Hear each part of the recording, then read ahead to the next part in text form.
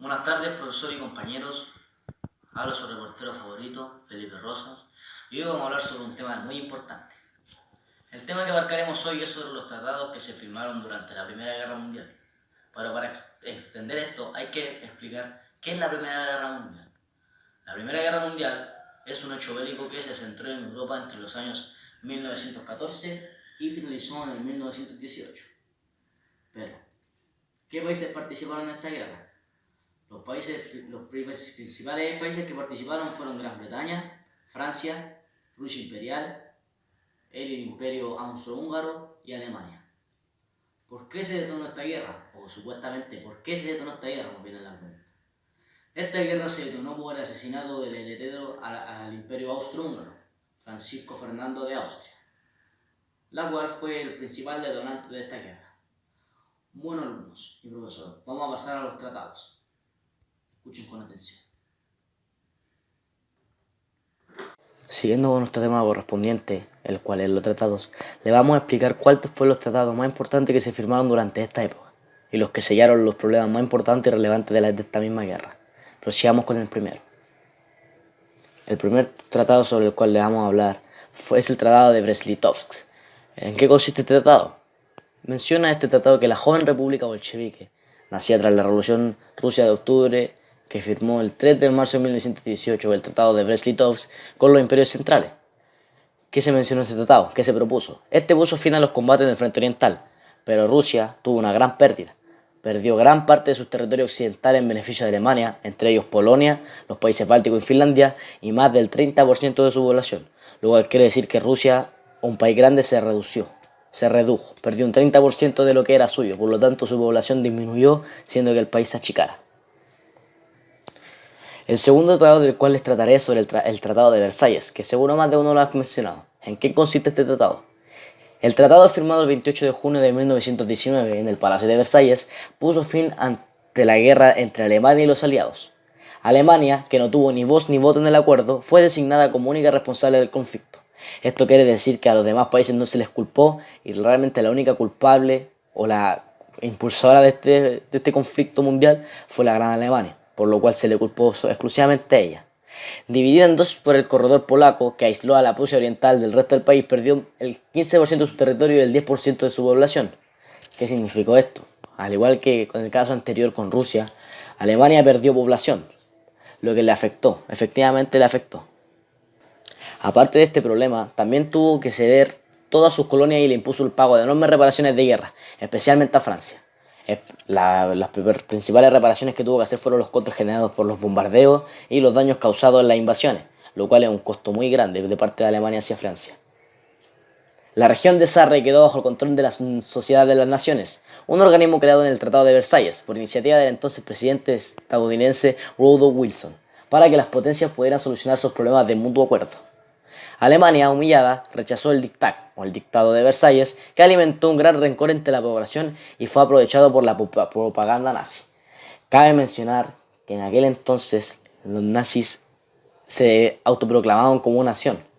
Entonces era como que su reinado debería ser el que mandara. Entonces esto lo aprovecharon los nazis y potenciaron su supuesto odio, ya que quedaron humilladas ante este tratado con el cual no estuvieron de acuerdo. Pero sin embargo tuvo que interferir las Naciones Unidas en ese caos para poder intermediar los problemas de los países mundiales y que no siguiera este conflicto, la cual recalcamos mucho que se culpó a Alemania exclusivamente. El tercer tratado que les mencionaré es el Tratado de Saint-Germain-en-Laye. El Tratado de Saint-Germain-en-Laye, firmado el 10 de septiembre de 1919 entre los aliados y Austria, disolvió el imperio de los Habsburgo, que tenía 7 siglos de antigüedad, es decir, 700 años, dando origen a media docena de estados nuevos o parcialmente nuevos, según el principio instaurado por el presidente Wilson, del derecho de autodeterminación de los pueblos. Es decir, una gran colonia se disolvió dando origen a nuevos estados, los cuales se autoproclaman como nuevos estados, como muy bien lo dice, y lo que causó esto fue que se generaran muchos estados, muchas naciones, las cuales no eran una colonia ya solamente, sino que se disolvió y se convirtieron en varias naciones. Esta división originó numerosas tensiones posteriores.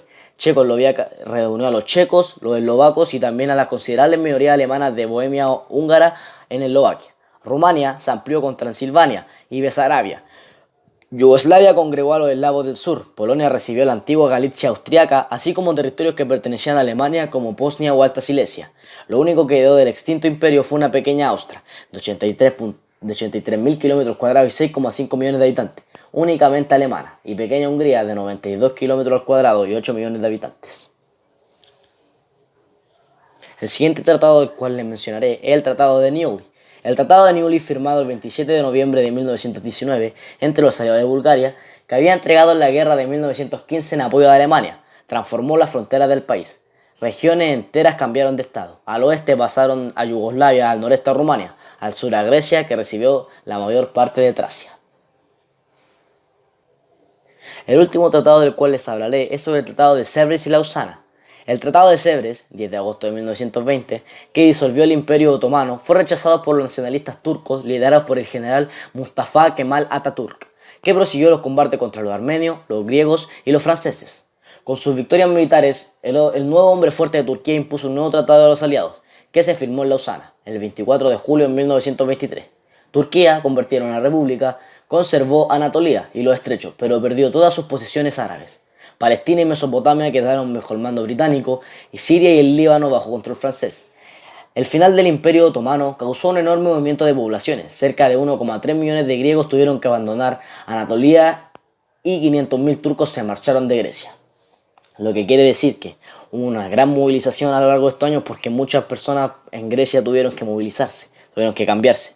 Como muy bien dice, 1,3 millones de griegos tuvieron que abandonar Anatolia para mudarse hacia otra nación, hacia otro estado, lo cual en ese entonces no tuvo que ser una tarea fácil para el gobernador de la época.